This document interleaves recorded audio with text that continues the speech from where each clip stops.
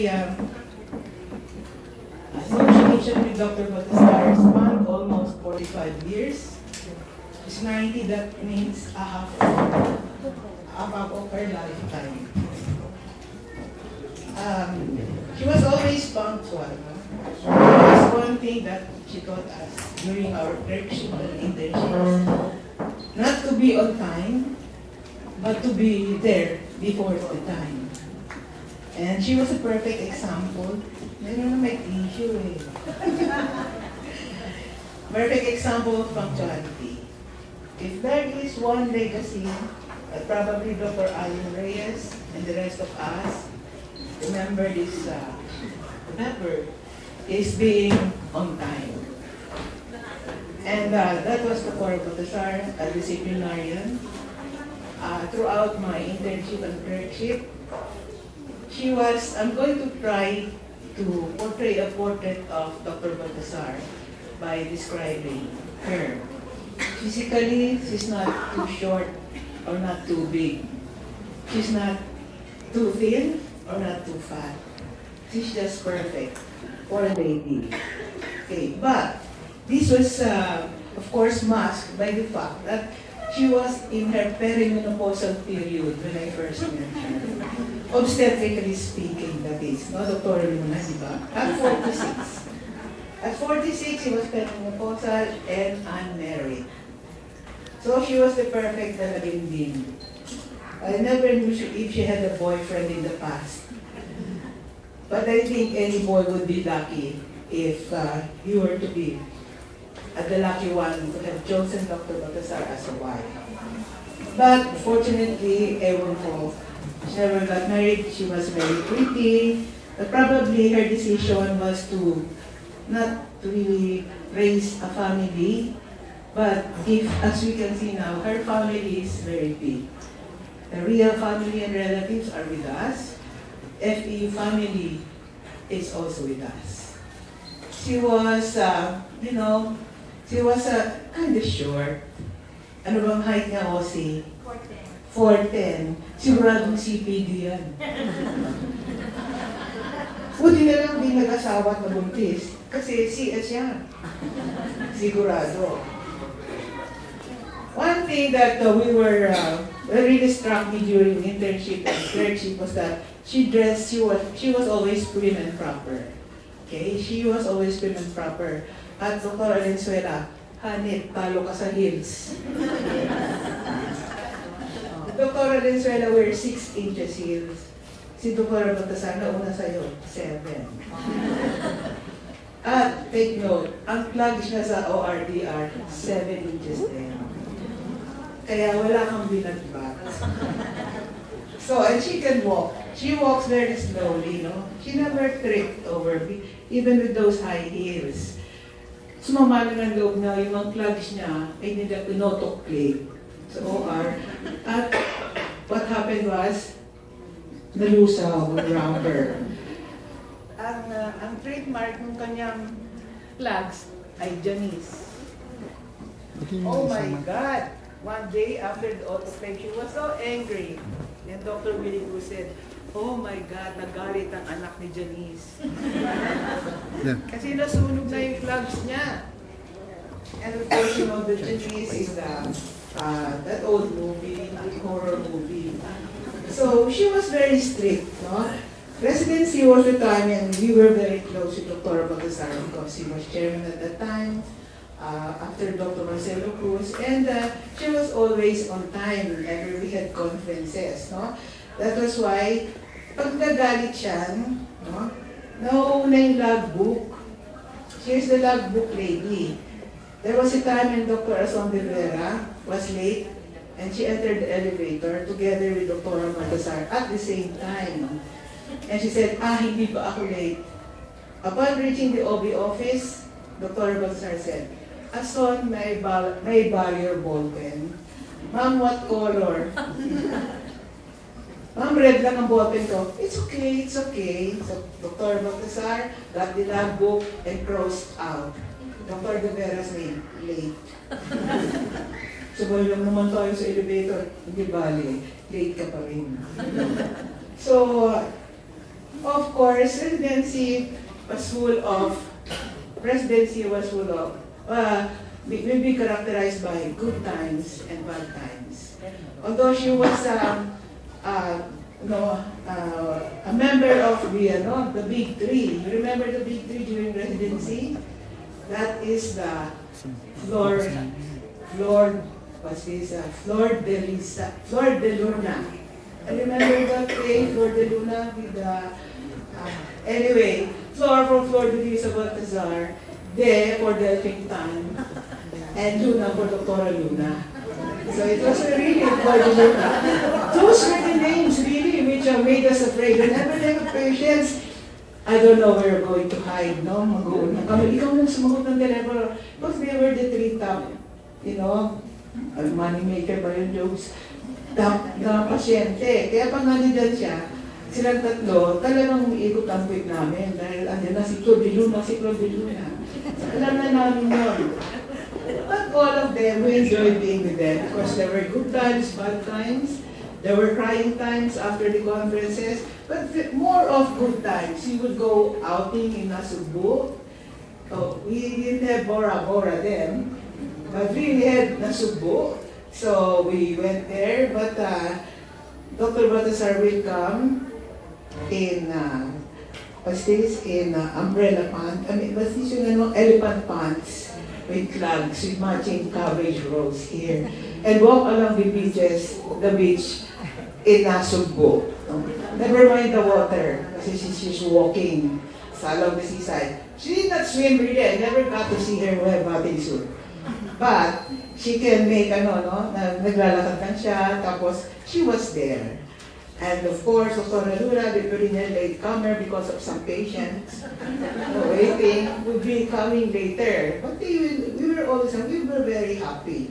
And then we would also have parties, Christmas parties, carolings, but Dr. Baltazar, prim and proper. And of course, there were also more good times than bad times. And I remember distinctly that Dr. Baltazar was very strict and very thrifty. As residents, she always wanted the patients to feel comfortable. So pag may tawag na, paging of the resident 3A now, takbuhan kami. Ay, hindi mo alam kung sino nagpapapage. So, reply, marasiga lang na residents. She had this curly hair, and she had to comb her hair. Uy, si Dr. Baltazar nagpapapage. Pagdating sa third floor, naunahan siya ni Dr. Baltazar. Dr. Marasigan, magpapa-IV sana ako sa pasyente. Ayaw mo bang mag-IV? Ma'am, gusto ko. Kasi kung ayaw mo, ako na mag-IV. Doon na hanap, ayaw mo mag-chase ng dressing. Kung ayaw mo, ako na mag-chase ng dressing. Pero, sometimes it came to a point that, for us residents, she was really, as St. Paul mentioned, a thorn in the flesh. Parang pag Dr. Baltazar, parang gano'n. Ayaw ko sabihin kay Dr. Luna dahil hindi naman talaga thorn in the flesh, literally. But we knew that because she wanted to train us with regards to patient care, she wanted us to remember these things. But hindi naman niya kami tinatakot. No? She was not really a thorn in the flesh. She was an inspiration. So these were the things na, after conferences we cry. I think our residents understand that, no? Sometimes we cry, but afterwards we will eat, and I really, food is very comfortable after a crying conference. You know that, no? We all know that. So Dr. Baltazar was that kind of person na, if she is angry, she tells you. She's very frank, no? But when she tells you, sweet siya one time I was absent in a meeting, and the next morning, I was really very, I was assigned to report on something, but unfortunately one of my sons got sick, so I wasn't able to attend the meeting. But next morning, she gave me a note. Patay, sabi ko, ano yung note na yan? But inside that note, what was written that? Dear Dean, I missed you yesterday. Pero, may undertone siya. Ibig sabihin nun, namimiss din niya ako. Or if I don't ask questions during the conference, may sakit ka ba din? Tatanong. Kasi, pag wala akong sakit, nadadala ko sa conference. Pag may sakit ako, I'm quiet. So she's asking that. I really admire, no? Pagka nag-opera kami, sabi ko, ang tipid-tipid naman ni ma'am, di ba, Osi? Imagine, pagtataliin ka, ng hysterectomy, tatali namin using silk suture with a 2 cm length.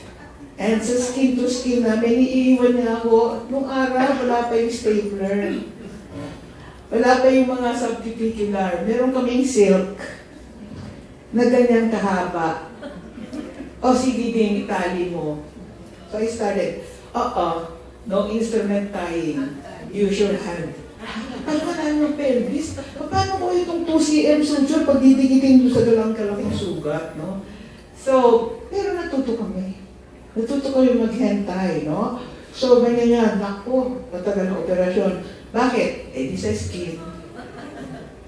So, those were times na I remember her, no? But during the process, over and over again, no? When I already became a consultant, I had the privilege of being junior full-time, senior full-time, and at the same time, residency training officer. Hindi ko alam kung ako ang superwoman o siya. Pero binigay niya sa akin. Of course, the classic story of imitating her. So, when I imitate her, you know, I do like that, no? And then, pretend to walk 6 inches of steps more. That was really why I did not hear her at my back when I imitated how she walked. Like during the examination, Dr. Carnero was there, Dr. Bernardino, Dr. Villamar, and they were all traitors. I said, it's 1 o'clock, no, because Dr. Baltazar always wants to be on time. It's 1 o'clock, come on. And they were all chatting at the OB office. So after brushing my teeth, I said, Hoy, 1 o'clock na. Kagkagalit na naman si Ma'am Baltazar. And we called her Lola. We called her Lola. Gagat na naman Dr. Baltazar. So I imitated her walk, like doing like this. Stack, stick. Tapos, and Dr. Bernardino did not tell me that Dr. Baltazar was behind me. And then I made a pirouette like this. And I looked like that. Dr. Baltazar was looking at me. And she said, ang galing-galing mo din. Ang galing-galing mo. Gayang-gaya mo ko. That was the classic Campocruz Baltazar encounter. I can never forget that. And Dr. Bernardino and Dr. Carnero ran away together with Dr. Villamar, leaving me alone with her. So what I did was directly, I went to Dr. Luna's office. Ma'am, mag-resign na po ako.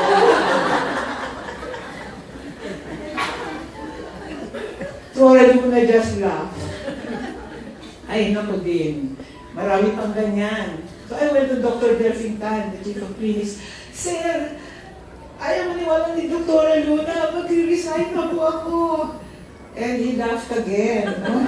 I had to repeat the whole situation. Ayaw niya akong pag-resign. Hiyang-hiyan ako kay Dr. Baltazar.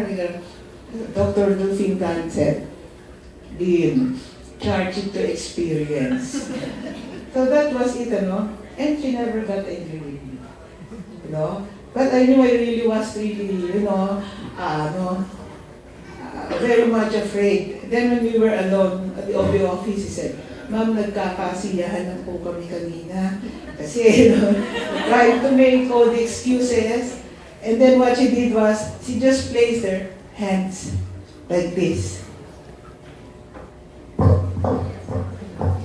That was her favorite. Pag gumagano niya, ang ikli-ikli ng daliri, parang paano kaya naging successful obstetrician. Sabi ko, pag ubos na dito, pag napagalitan na kami, papasok naman sa ilalim. And then, Dr. Javier Medol, naku, galing na si ma'am, baka may matama ang chiclet dyan sa ilalim ng lamesa. So, madaming ganyang sample kami Dr. Baltazar. No? And she was very inspiring to the residents and the consultants. During conferences, when we were discussing things, she was inspiring. You know why? She would always nod like this. Pag nakikita ko yung ibang consultant, pag si Dr. Baltazar, kahit ano sinasabi ko, sa likod may gumaganon. Pero si Dr. Baltazar, para bang yung likod ng kotse yung gumaganon. Kaya hindi ako naiiyak. Tama yata ang discussion ko. Galing-galing kasi para Baltazar. Naiintindihan kaya niyo mga sinabi ko. Basta gumaganon, okay lang yan. That was Dr. Baltazar, no? So, and I became, I had some, sama ng loob. Because I was junior consultant for 13 years. Bakit ako hindi nagpo-promote? Was there something that I need to? So one time, I went to her and said, this is what you should do, this is what you should do. And, and luckily I got promoted. Then I realized it was my fault because I did not submit my requirements. Ako din may kasalanan. I made Campo. Kaya ang pangalan ko hindi Campocruz, Campocruz. And well, time went on. In that 8 years, she contracted cancer of the breast. Later on, she really fought a good fight, no? Which reminded me of 2 Timothy, verse 6 to 7, amen, which mentioned, no, I fought the fight, and I won. I won the race, I kept my faith. That was what Baltazar to me. And, I can keep on talking about her, and but there are still many who will talk after me. And here's Dr. Baltazar. We will remember Dr. Baltazar. Definitely will be missed by everybody. Sabi nila, pag namatay daw, after 3 days, nalimutan mo na. Siguro after 1 week, wala na. Kasi he was there lying 6 feet below the ground. But not Dr. Baltazar. Sabi nga, not only touched my life. I got sick in 1991. Dr. Luna, my obstetrician, was apparently could not make it in time because I was bleeding profusely, and I went to her and tinoxic ko siya kasi nagkaroon ako ng Dr. Luna, hindi naman pwedeng pumunta sa mga pinatubo. I went to her and I had an operation and tinoxic ko siya kasi 3 beses akong na-readmit. After that, I had ileus, pagkatapos I had bleeding vaginal stump, against Dr. Luna, na-cauterized. Pero I could saw in her face the concern. Her manners, and the way she showed compassion and mercy towards me. Pinagtyagaan niya ako kahit makulit akong pasyente. And after the time when she got sick, we would go to her. And what I really respected also, one of the things I respected her for was to have respect for my advocacy. She did not force me to take another route because she always told me to join POGs. But probably during those times, my priority was my husband and my family. So I said, Deanne, pumunta ka sa POGs, but then she understood that it was not really my priority. POGs was not. And my family was my priority. I could not know the kind of person na hindi multitasking. I can only focus my attention one situation at a time. That's the same also with the rest of the members of the staff of OBGYN, respecting what I think about things. It will probably run counter to what they think. And Dr. Baltazar, one time mentioned, Dean, balita ko hindi ka naglalay. Yes, ma'am. Ano ginagawa mo? Noon ma'am naglalay, pero hindi na po. Hini-hysterectomy mo ba? Those were times na ando lang sa OB office. Ma'am, hindi po. Ano ginagawa mo? Natural family planning po. Okay lang. Sabi niya, okay lang. Hindi na, no explanation. Okay lang. So I respected her for that, as much as I am respecting my colleagues in the department, even though my thinking runs something, somehow na hindi tayo magkasundo. And Dr. Baltazar, may go back to you, baka inantok ka na din. You have fought the fight, you have kept your faith, you are saved in hope, as Father Falke mentioned a while ago. And with this, I would like to end my sharing regarding Dr. Baltazar. There's an old Irish blessing, which probably should have been sung, but unfortunately, this is not, I don't have a good singing voice. It runs this way. An Irish blessing which is usually said during weddings, during feasts, and during parang generics. No, it goes this way. Don't worry, I will not sing it. May the roads rise upon you, rise to meet you. May the sun shine brightly on your face. May the wind fall softly on your feet. And until we meet again, may God hold you in the palm of His hands. Good night, Dr. Baltazar. Sleep well. And see you in heaven. Thank you.